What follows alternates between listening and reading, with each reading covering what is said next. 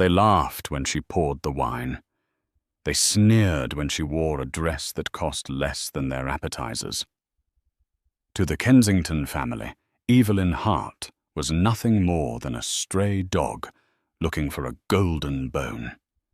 A temporary amusement for their son Beau, before he married someone of his own caliber.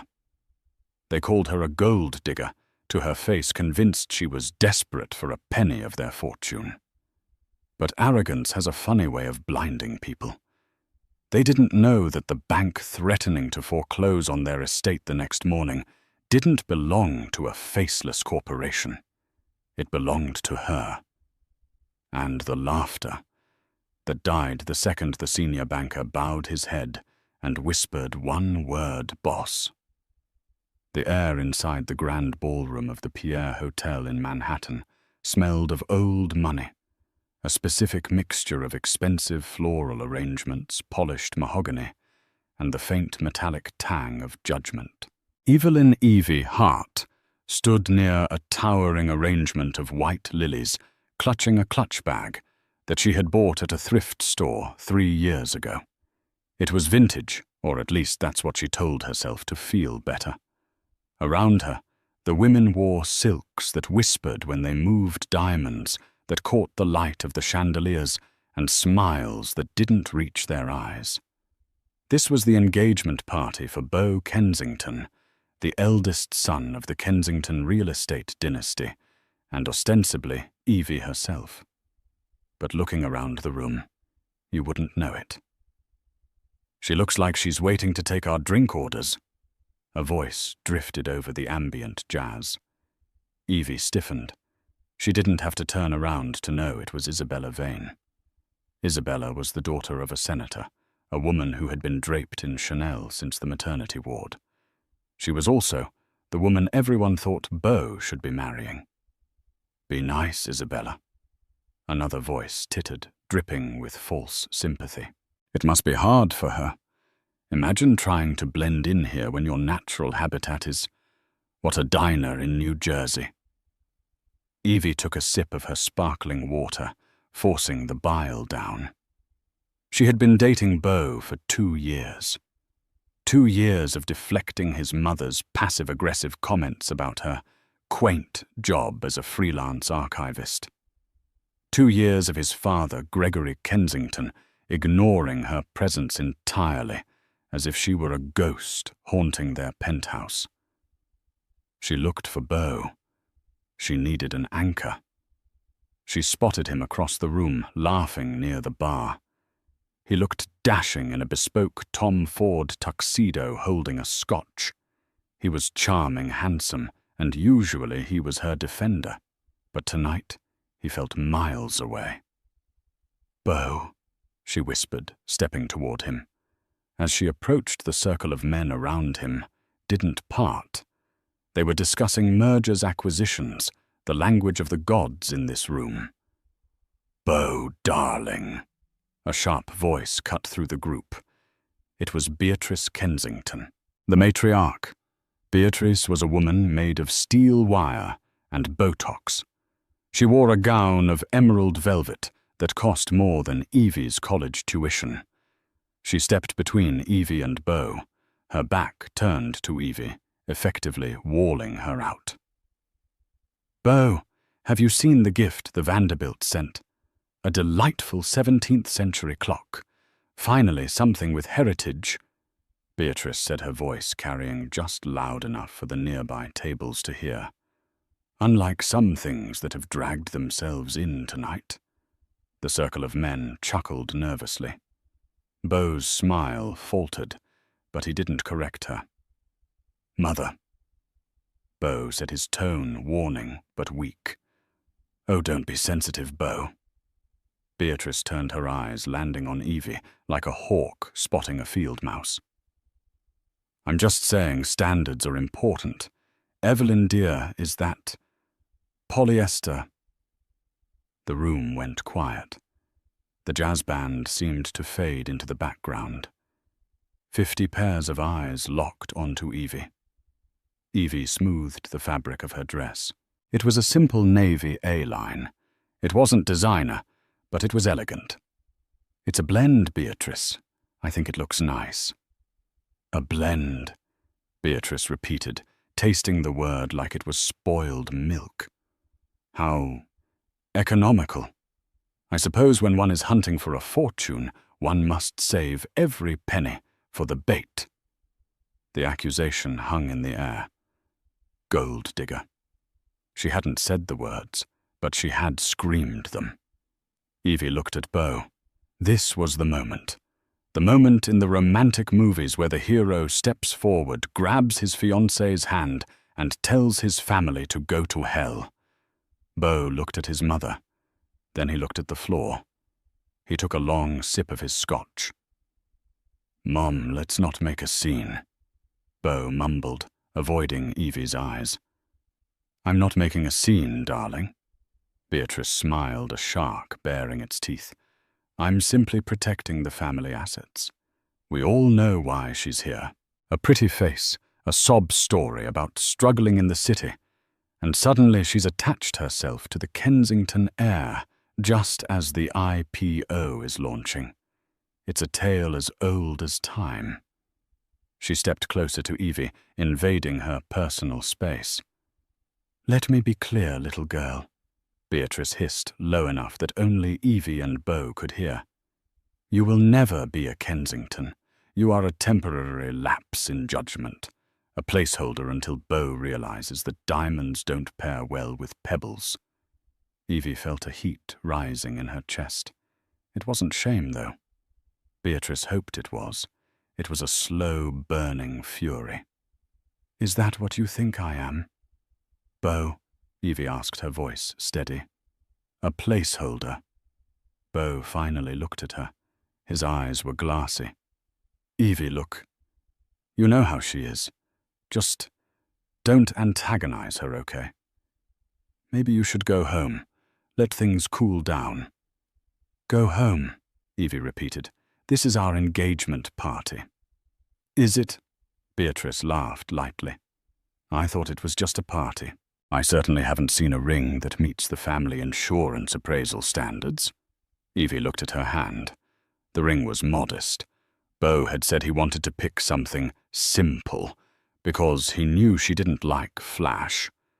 Now she realized he picked something simple so he wouldn't have to explain a massive expense to his father. "Go home, Evie," Beau said, turning his back to her to refill his drink. "I'll call you tomorrow." The humiliation was total. It was absolute. The room was watching the poor little archivist get evicted from the castle. Evie didn't cry. She didn't scream.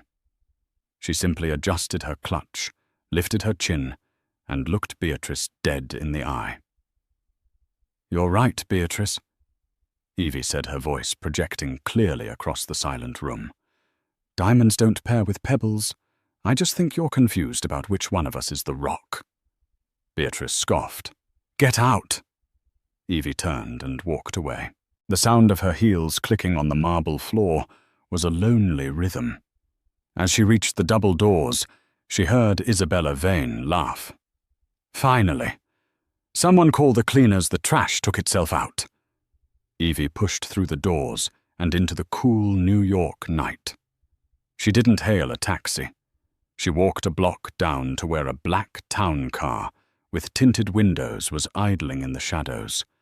The driver, a burly man named Frank, who had been with her family for 20 years, stepped out and opened the door.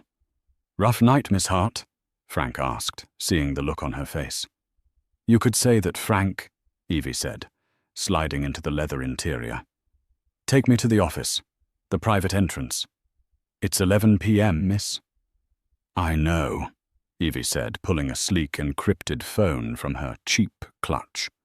"I have a bank to run, and Frank, call Arthur Pendleton. Tell him to pull the Kensington file, all of it." The morning after the party, the Kensington household was in high spirits. The Evie problem had been handled. Beatrice sat at the head of the long dining table in their Upper East Side penthouse, buttering a croissant with the satisfaction of a general who had just won a war. Gregory Kensington, a man whose face was permanently etched with the stress of maintaining a facade, was reading the Financial Times. "I told you she would fold," Beatrice said, sipping her mimosa. "These girls have no spine. One little push and they scurry back to the gutters." Beau walked in, looking hungover. He wore a silk robe and rubbed his temples. "Did you have to be so brutal, Mother? She hasn't answered my texts." "Good," Gregory grunted from behind the paper. "Focus on the vain girl, Isabella. Her father chairs the zoning committee. We need that approval for the Hudson Yards project, or we're underwater, Beau." "I liked Evie," Beau muttered, pouring himself coffee. "She was easy, uncomplicated." "She was a liability," Beatrice snapped. "And poor. We don't do poor, Beau. Not now. Not with the liquidity issues we're having." Gregory lowered the paper. "Speaking of liquidity, have you heard from the bank the bridge loan was supposed to clear this morning?" "I'm sure it's fine." Beau waved a hand. "It's Centurion Holdings. We've been banking with them for 3 generations. Old man Pendleton loves us." "Call them," Gregory ordered. "I don't like the silence." Beau sighed and pulled out his phone. He dialed the direct line for Arthur Pendleton, the senior vice president of Centurion Holdings, a boutique private bank that catered only to the ultra-elite. Centurion was exclusive. You didn't apply for an account, you were invited. And the Kensingtons had been borrowing heavily against their assets to fund their lavish lifestyle and failing real estate ventures. "Mr. Pendleton," Beau said, putting on his charm voice. "Beau Kensington here. Just calling to confirm the transfer of the $10 million for the operational costs. The contractors are getting antsy." There was a pause on the other end. A long, cold silence. "Mr. Kensington." Arthur Pendleton's voice was dry like shifting sand. "I'm afraid that transfer has been flagged." "Flagged?" Beau laughed nervously. "Flagged for what?" "We're the Kensingtons." "Yes, I am aware," Arthur replied. "However, there has been a review of your collateral. The board has decided to freeze all outgoing credit lines effective immediately. Furthermore, we are issuing a recall on the outstanding principal of the Tribeca loans, due in full within 48 hours. Beau dropped his coffee spoon. It clattered loudly on the china. "Recall." Beau's voice cracked. That's $40 million, Arthur. You can't recall that on a whim." "It is not a whim, Mr. Kensington. It is a clause in your contract. Section 4. Paragraph B. In the event of reputational risk or instability, the bank reserves the right to accelerate payment." Reputational risk. Beatrice stood up, snatching the phone from Beau. "Arthur, this is Beatrice Kensington. How dare you? We were at the Pierre last night. We are the pillars of this city. What risk?" "Mrs. Kensington," Arthur said, his tone unbothered. "The decision comes from the top. The chairman has taken a personal interest in your portfolio." "The chairman?" Beatrice blinked. "Nobody has seen the chairman of Centurion in 10 years. Everyone knows he's a recluse living in the Swiss Alps." "Things change, Mrs. Kensington. The chairman is in New York, and the chairman requests a meeting, today, 2:00 p.m. at the headquarters." "We will be there," Gregory shouted into the speakerphone. "And we will be bringing our lawyers." "Bring whoever you like," Arthur said, and the line went dead. The silence in the penthouse was heavy, suffocating. The air conditioning hummed, but sweat began to bead on Gregory's forehead. 40 million, Gregory whispered.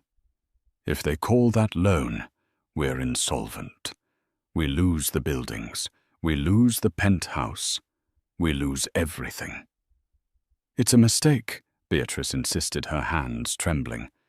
"It's a glitch, or a power play. We go down there, we remind them who we are, and we fix this." Bo sat heavily in the chair. Arthur sounded different. Scared. "He's a glorified accountant," Beatrice scoffed, smoothing her silk robe, though her face was pale. "I'll wear the red suit, the Valentino. We need to look like we don't need their money." Meanwhile, across the city, in a building that pierced the skyline like a shard of black obsidian, Evelyn Hart sat in a corner office that spanned the entire top floor.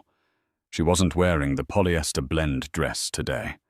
She wore a bespoke white suit, tailored to perfection, sharp enough to cut glass. Her hair, usually pulled back in a messy bun, was blown out, sleek and straight. On her wrist sat a Patek Philippe watch that was worth more than the Kensington's entire car collection.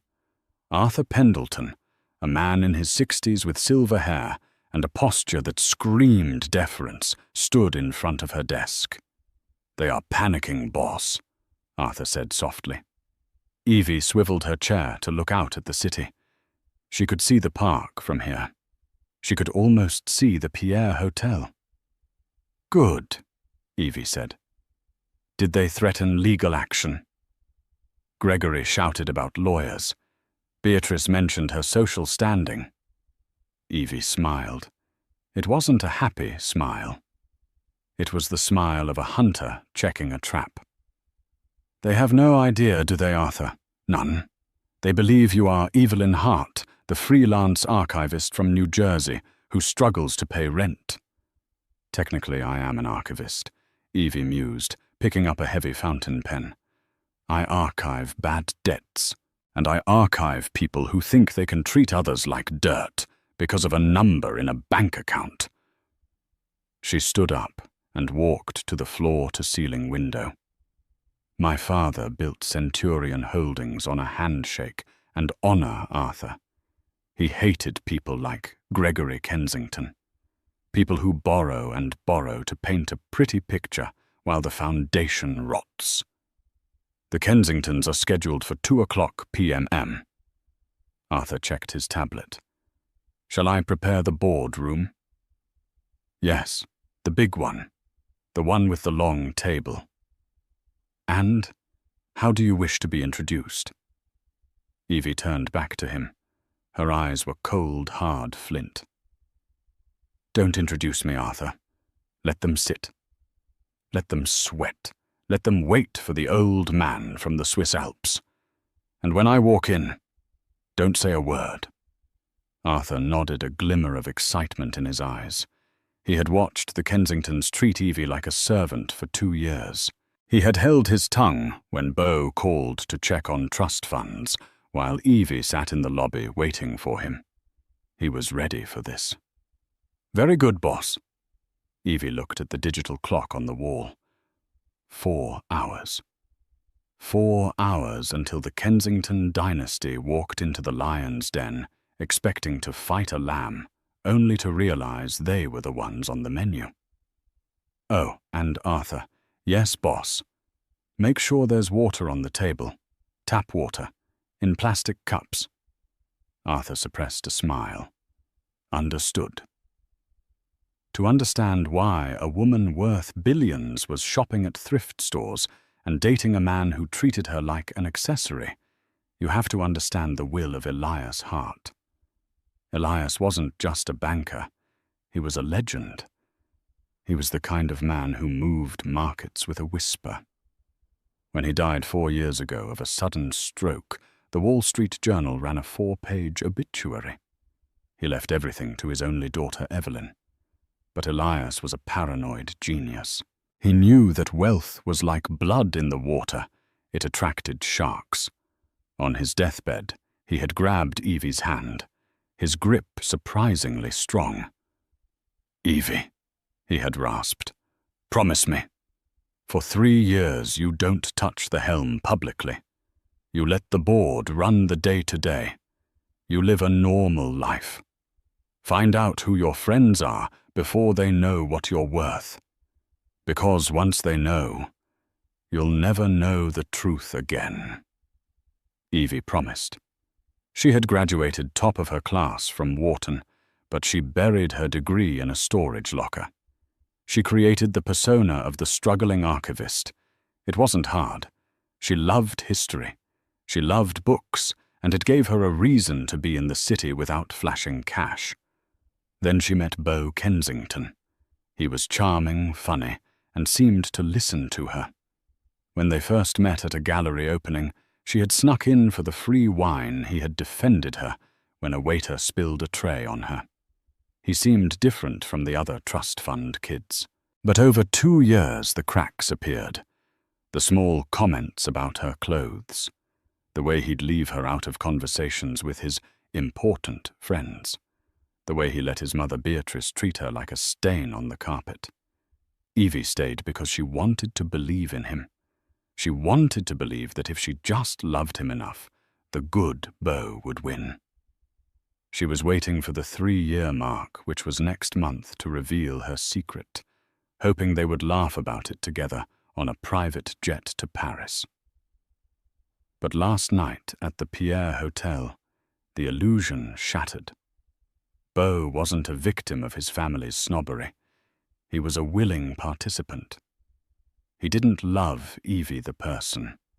He tolerated Evie the project. Now, sitting in her office, Evie looked at the dossier on the desk. The Kensington portfolio. It was a disaster. Gregory Kensington had leveraged their flagship properties in Midtown to buy a failing resort in the Bahamas. Beatrice had drained the company accounts to fund her spot on the gala committee boards. Beau had lost $3 million trying to launch a tech startup that produced nothing but noise. They were drowning. And for years, Arthur Pendleton had been keeping them afloat, approving bridge loans and extensions, because he knew Evie was dating their son. He was protecting her boyfriend's family without her even asking. "No more," Evie whispered. She picked up the phone. "Arthur, get the legal team ready. I want the foreclosure papers drafted for the Kensington estate in the Hamptons, and the penthouse." "The penthouse boss," Arthur's voice came through the intercom. "That's their primary residence." "I know," Evie said, her voice devoid of emotion. "They like to talk about standards. Let's see how their standards hold up in a rental in Queens." She stood up and walked to the private bathroom attached to her office. She looked in the mirror. The girl who cried in the taxi last night was gone. The woman staring back was Elias Hart's daughter. She applied a coat of crimson lipstick. It was war paint.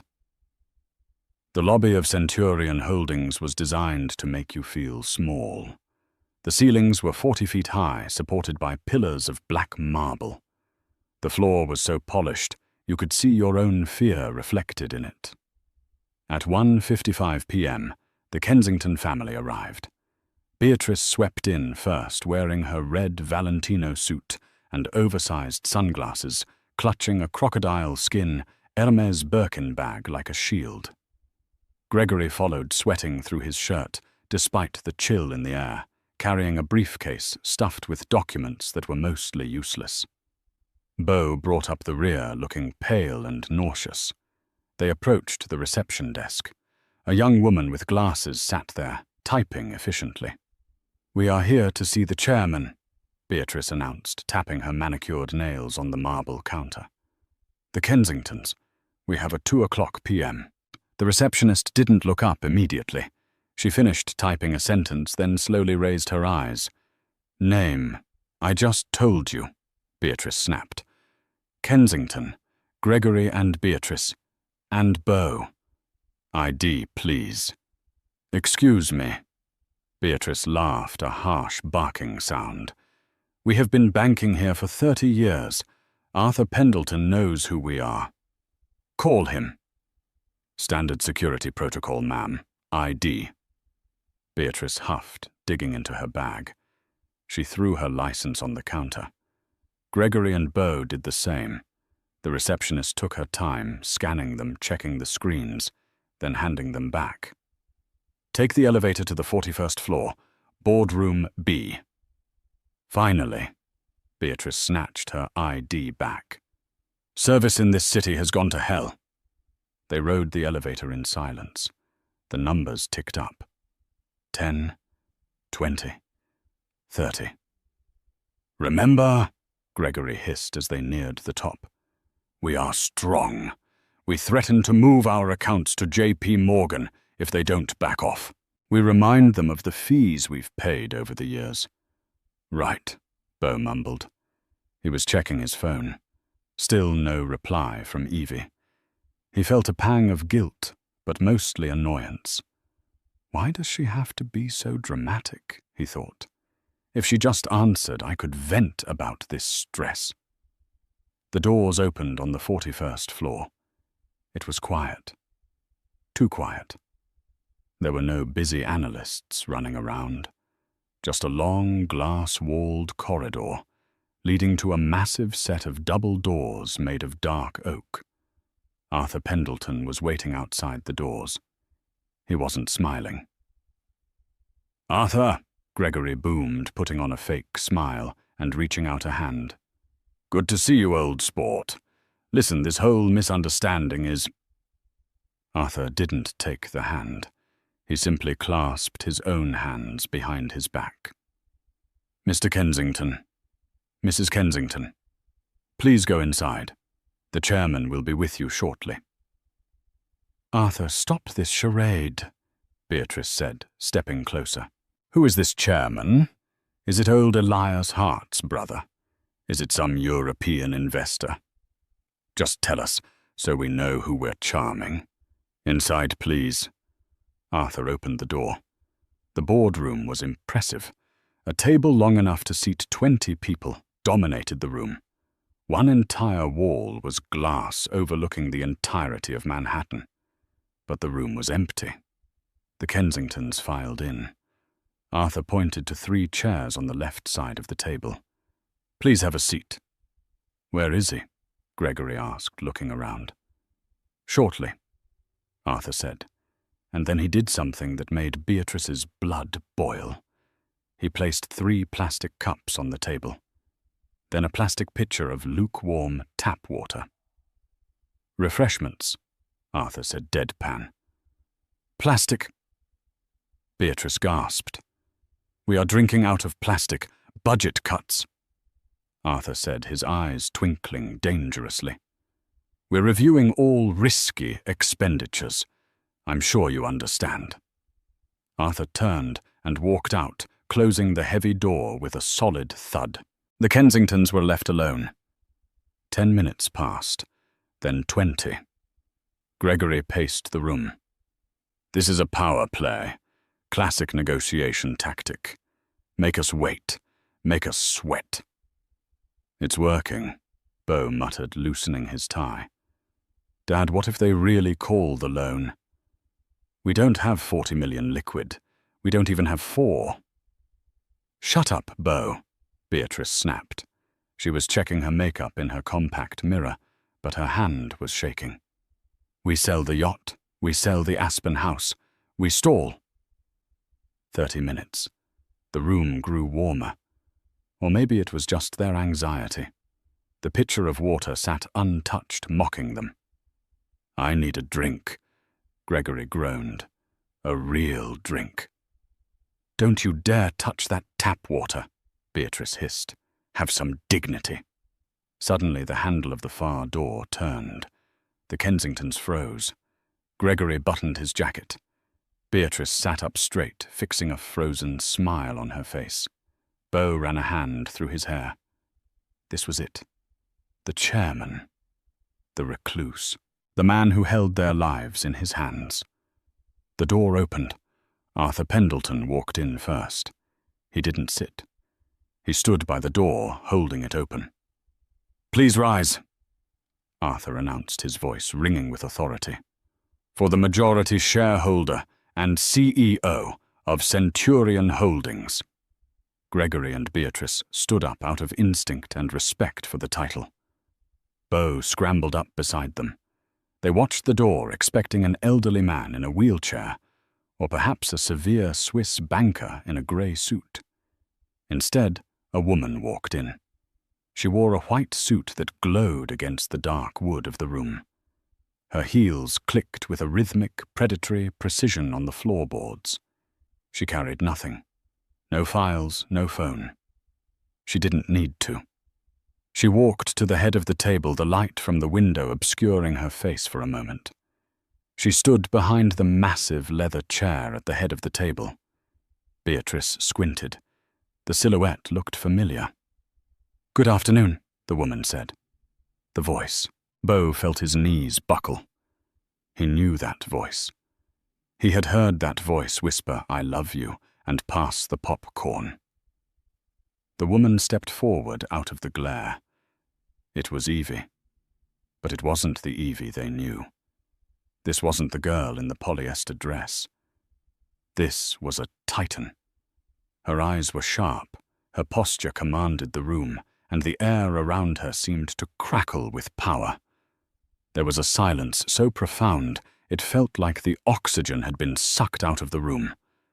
Beatrice's mouth opened, but no sound came out. She looked like a fish on a dock. Gregory's eyes bulged. He looked from Evie to Arthur, then back to Evie. "Evelyn," Beau whispered, his voice cracking. What are you doing here? Did you get a job here?" Beatrice let out a breathy, nervous laugh. "Oh, thank God. For a second I thought. Evie, darling, tell them to bring us some coffee.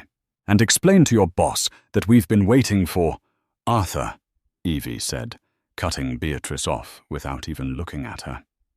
She kept her eyes locked on the view of the city.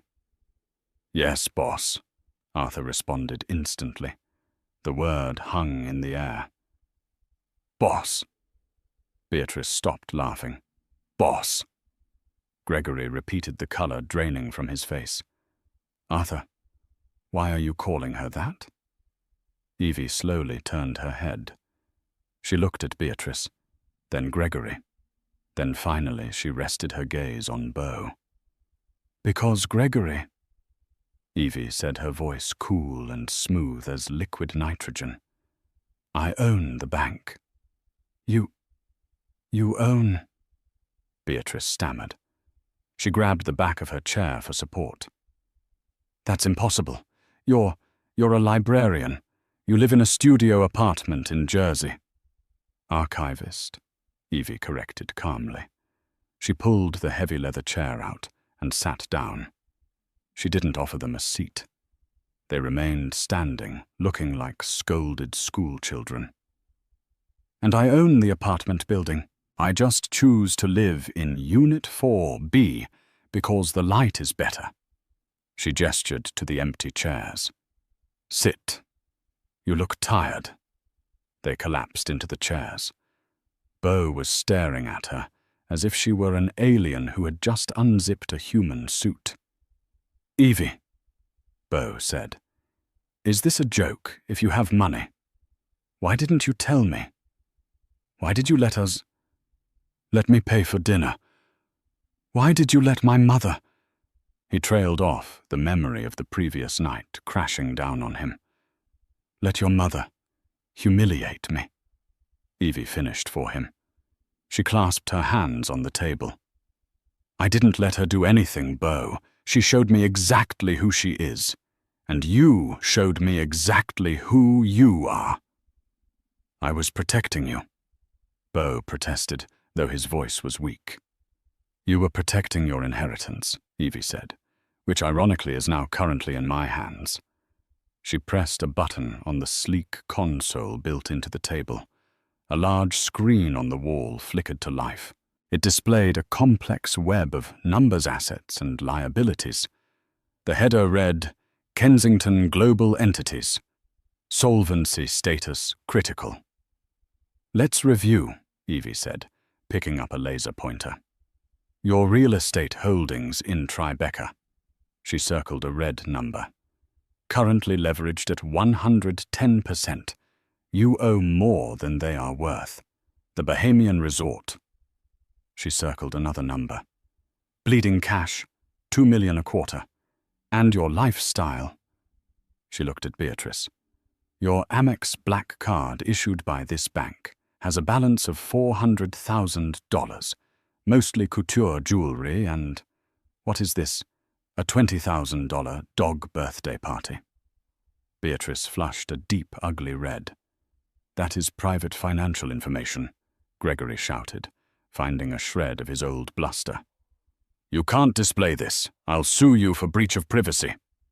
You signed a waiver when you took the loan. Gregory, Arthur spoke up from the corner. Section 12.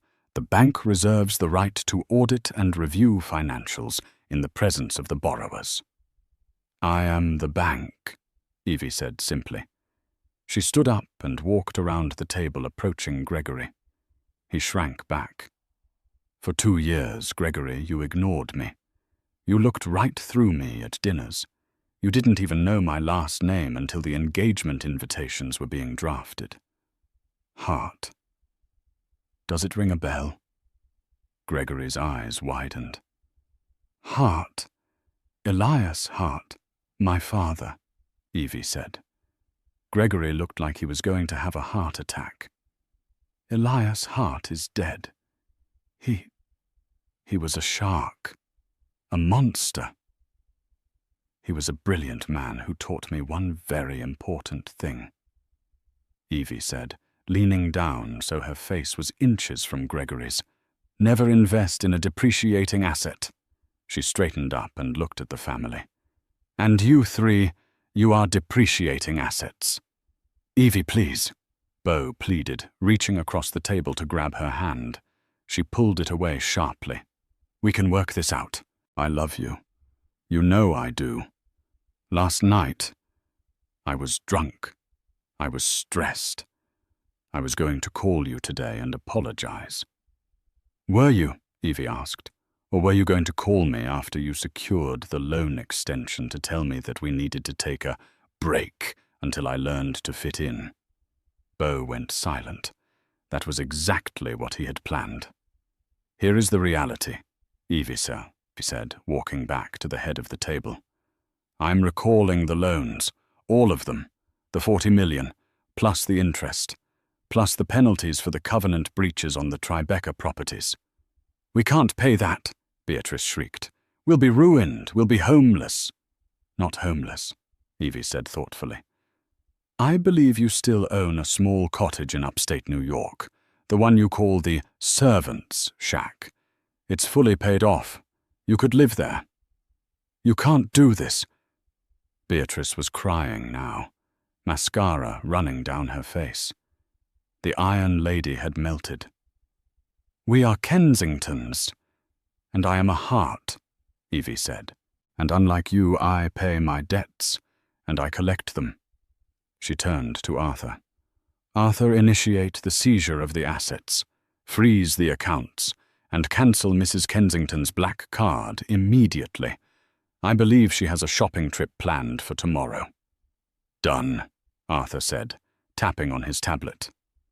No. Beatrice screamed.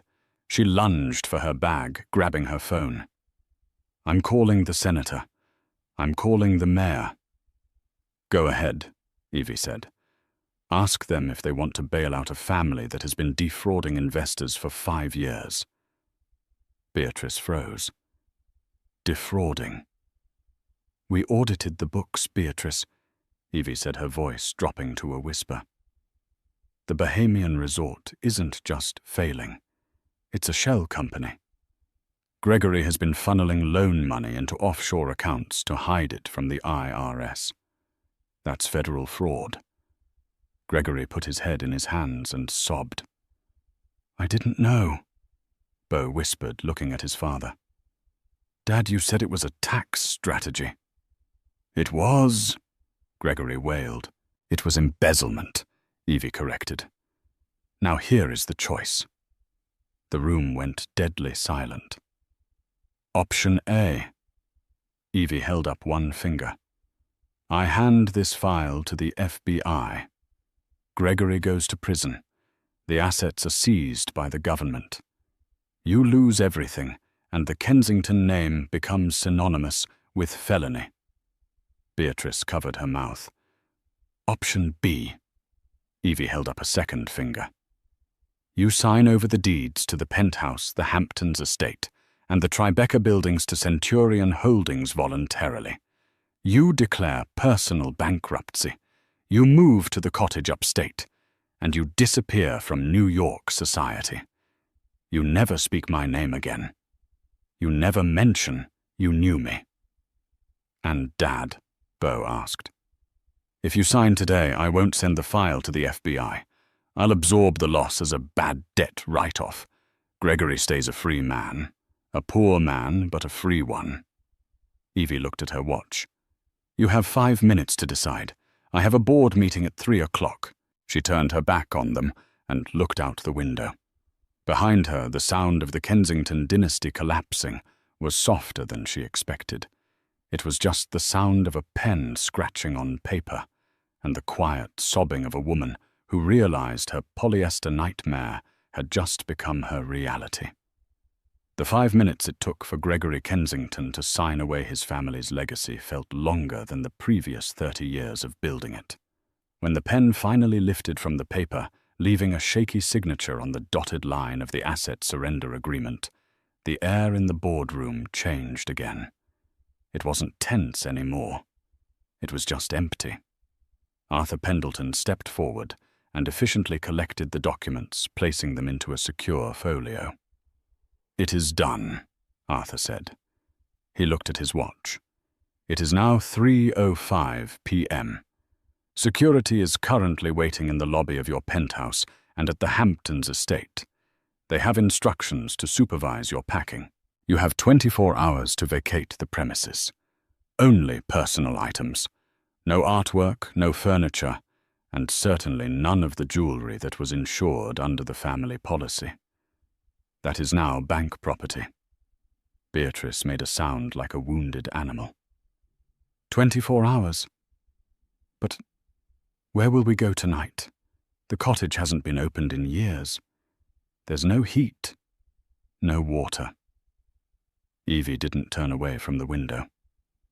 There is a Motel 6 off the NJ Turnpike. I hear their rates are very reasonable. Roughly the cost of one of your appetizers at the Pierre. Evie. Beau said, his voice hollow, standing up unsteadily. You can't just kick us to the curb like this. We had something. Doesn't that mean anything? Evie finally turned. Her expression wasn't angry. It was worse. It was profoundly bored. We had a transaction, Beau. You provided a distraction, and I provided the illusion of an easy target. The transaction is complete. You're dismissed. Arthur opened the door, and 2 large security guards in dark suits stepped in. They weren't aggressive, but their presence was an undeniable punctuation mark on the meeting. The Kensingtons left the boardroom of Centurion Holdings not as masters of the universe, but as refugees. They didn't take the elevator. Arthur insisted they take the service stairs down 3 flights to a side exit, so as not to disturb the actual clients in the lobby. The downfall was swift and brutal. By 5 o'clock p.m. the news broke. Not the whole story, Evie kept her name out of it for now, but the headlines screamed Kensington Empire collapses. Bank forecloses on all properties. Family destitute. The eviction the next morning was a spectacle. Beatrice Kensington had spent her life trying to get into the society pages of the New York Times. She finally made the front page, though not the way she intended. A photo went viral. Beatrice, sitting on a Louis Vuitton trunk on the sidewalk outside her former building, wearing sweatpants, her hair a mess, weeping into her hands while movers carried out a priceless Ming vase that now belonged to Evie Hart. Gregory sat beside her on the curb, staring blankly at the traffic, looking 20 years older than he had 2 days prior. Beau wasn't in the photo. He was busy arguing with a tow truck driver who was hooking up his Aston Martin. The society friends who had fawned over them at the engagement party, their phones went straight to voicemail. Isabella Vane, the senator's daughter, gave a quote to page 6. "It's tragic, really. But one always suspected their foundation was shaky. My family is just relieved Beau didn't drag us down with them." Evie watched it all from her office. She didn't feel the rush of vindication she expected. She just felt a quiet sense of order being restored. The universe had been out of balance, tilted in favor of the cruel and the fake. She had simply set it right. She picked up her phone and called Arthur. "Are they out?" "Yes, boss. They are currently in a rented U-Haul headed upstate. It seems Beau is driving." "Good." Arthur released the press statement. "It's time." An hour later, the financial world ground to a halt. A new headline dominated every screen on Wall Street. The ghost of Elias Hart returns. Daughter Evelyn Hart revealed as owner of Centurion Holdings, the archivist who broke the Kensingtons. The photo they used was one Arthur had taken of her that morning, standing by the window in her white suit, looking like the queen of the city. Her phone, which had been silent for 2 years, suddenly exploded with calls from people who hadn't spoken to her since college, from art galleries begging for donations, from the very people who had sneered at her polyester dress just 48 hours ago. She let it ring. She had work to do. 3 months had passed since the collapse of the Kensington dynasty, and winter had settled over the tri-state area with a vengeance. It was a wet, biting cold that seeped through the cracks of old window frames and settled into the bones. Evelyn Hart sat in the back booth of Sal's Diner, a small retro establishment in New Jersey that smelled permanently of frying bacon and coffee grounds. This was her sanctuary. Despite the fact that Forbes had recently put her face on their cover under the headline "The Silent Shark," and despite the fact that her net worth was now public knowledge, Evie still drove across the bridge every Sunday morning for blueberry pancakes. She was dressed in a thick, oversized cashmere sweater and leggings, her hair pulled back in a messy clip. On the table in front of her wasn't a society magazine, but a stack of dossiers for Centurion Holdings' new charitable arm. She was reviewing applications for small business grants, bakeries in the Bronx Mechanics in Queens, the kind of people her father had respected, the kind of people Beatrice Kensington wouldn't have let use her bathroom. The bell above the diner door jingled violently as a gust of wind blew it open. Evie didn't look up immediately. She was engrossed in a proposal for a community garden in Harlem.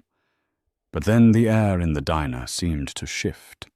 The usual Sunday morning chatter died down slightly, not out of reverence, but out of curiosity. She felt a shadow fall across her table. "I had a feeling you'd be here." The voice was familiar, but it was stripped of its polish. It lacked the smooth, arrogant cadence of the Hamptons cocktail circuit. It was raspy, tired, and laced with hesitation. Evie slowly lowered her red pen. She looked up. Beau Kensington stood there. If she hadn't known him for 2 years, she might not have recognized him. The golden boy of the Upper East Side was gone. In his place was a man who looked like he had aged a decade in 90 days. He was thinner, his cheekbones jutting out sharply against pale skin that hadn't seen a tanning bed in months. He wore a denim jacket that was frayed at the cuffs. Not the designer, distressed look, but actual wear and tear. His hands resting nervously on the back of the empty booth seat were chapped, the knuckles raw and red. "Hello, Bo," Evie said. Her voice was calm, devoid of malice.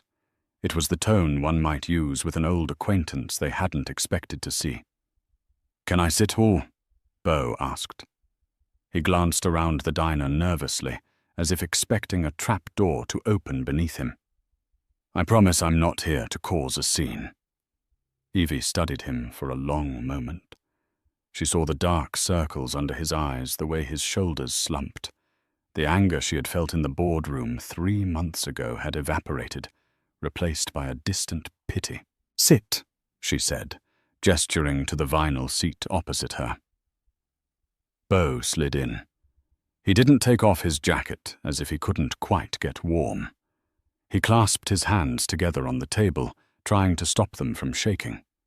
A waitress, a kind older woman named Marge, who had known Evie for years, bustled over with a pot of coffee. She looked at Bo, then at Evie, sensing the tension.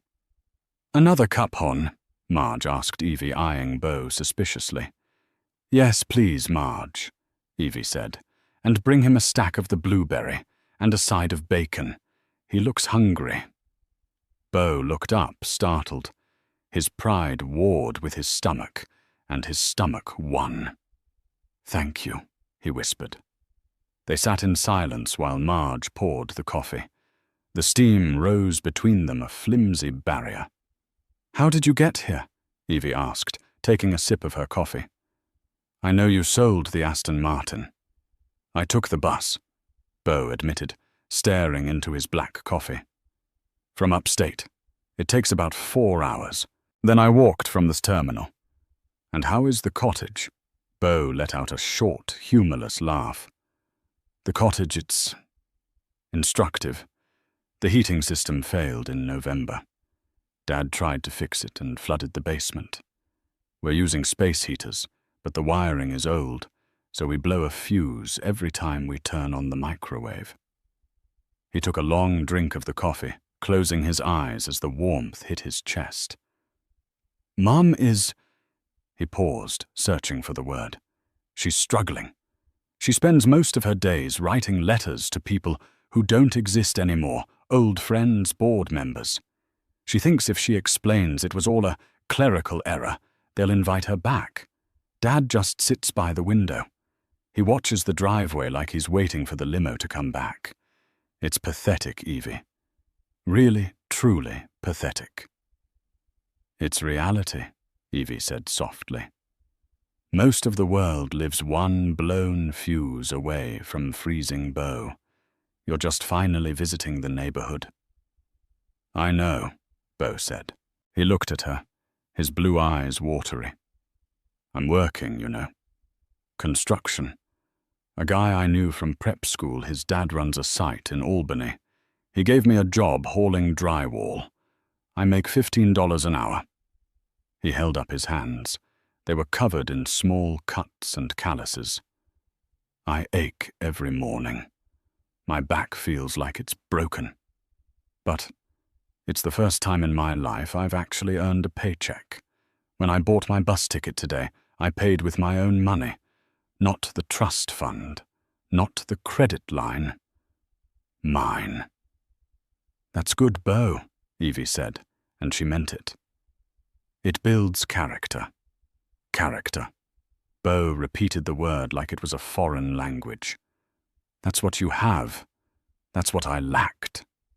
He reached into the inner pocket of his denim jacket. For a second, Evie tensed, wondering if he was pulling out a weapon or a subpoena.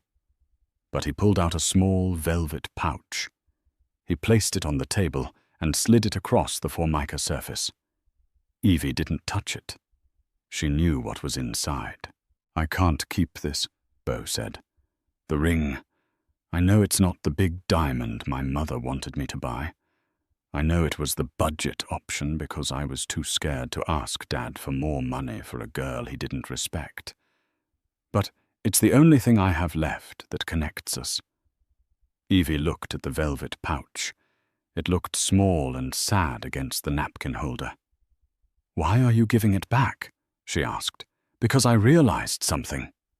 Bo said, his voice cracking. "When I saw your picture in the paper, when I read about how you built Centurion alongside your father, how you ran the board meetings in secret, I realized I was in love with a woman I never even tried to know. I was in love with Evie the archivist, because she was safe. Because she made me feel big. But the real you, the woman who took down my family with a single meeting, she's out of my league. She always was." He leaned forward, desperation creeping into his tone. "Evie that night at the Pierre. I think about it every night. I hear my mother's voice calling you a gold digger. And I hear my own silence. That silence is the loudest thing in my life now. I was a coward. I chose the inheritance over the girl, and in the end, I lost both." The food arrived.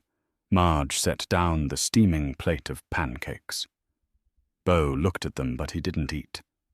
He just looked at Evie, waiting for a verdict. "Is there—" He swallowed hard. "Is there any version of this story where we start over? Not the Kensingtons and the Harts. Just Bo and Evie. I'm changing. I really am. I could be the man you wanted me to be." Evie looked at him. She saw the sincerity in his eyes. She believed him. Suffering had stripped away the varnish and left a human being underneath. But she also remembered the feeling of standing alone in that ballroom while he refilled his scotch. She remembered the way he had looked at the floor when his mother called her trash. "Bo," Evie said gently, "I believe you are changing, and I think one day you're going to be a decent man, maybe even a good one." She pushed the dossier aside and leaned in. "But you broke something that can't be fixed with an apology or a construction job. Trust isn't a renewable resource. You showed me who you were when the stakes were high. You showed me that I was disposable." "I was scared," Bo whispered. "I know," Evie said. "But I need a partner who is brave. I need someone who stands beside me when the wolves come, not someone who feeds me to them to save himself." She reached out and placed her hand on the velvet pouch. She didn't open it. She slid it back across the table toward him. "Evie, I can't take it," Bo protested, tears finally spilling over his lashes. "I don't want your charity." "It's not charity," Evie said firmly. "It's severance." She stood up, pulling her coat around her. "Sell the ring, Bo. It's a 1/4 carat good clarity. It should bring in about $400 at a pawn shop. That will buy enough heating oil to get the cottage through February. Don't let your parents freeze. Whatever they did, they're still your parents, and you have a responsibility to them." Bo stared at the pouch, his hand trembling as he covered it.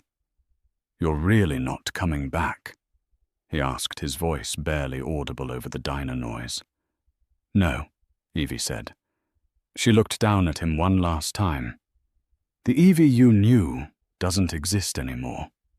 She died at the Pierre Hotel. I'm someone else now." She reached into her purse and pulled out a $50 bill. She placed it on the table. "Eat your pancakes, Bo.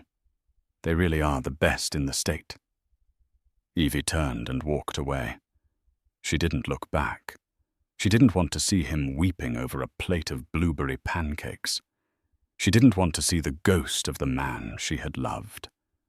She pushed through the glass doors and stepped out into the biting cold. The air felt clean, sharp. A sleek black Bentley was idling at the curb. Frank, her head of security, and driver stepped out immediately to open the rear door. "Everything all right, boss?" Frank asked, glancing at the diner window. Evie settled into the warm leather seat. She looked out the tinted window at the grey skyline of New York City rising in the distance. She felt a weight lift off her chest, a final tether snapping. The archive was closed. The debt was paid. "Everything is perfect, Frank," Evie said, a small, genuine smile playing on her lips. "Take me to the office. We have work to do." As the car pulled away, merging into the traffic, Evie didn't look in the rearview mirror. She looked forward toward the city that was hers to shape, leaving the Kensingtons where they belonged, in the past. The Kensingtons learned a brutal lesson that day. Never judge a book by its cover, especially when that book owns the bank that holds your mortgage. They mistook kindness for weakness and silence for submission, never realizing that the quietest person in the room is often the one holding all the cards. Evie didn't just get revenge. She got justice, proving that true worth has nothing to do with the label on your clothes and everything to do with the integrity of your soul. If you enjoyed this story of tables turning and righteous karma, please smash that like button. It really helps the channel grow. Share this video with someone who needs a reminder that humility is a virtue, and don't forget to subscribe and hit the notification bell so you never miss a new story. Thanks for watching.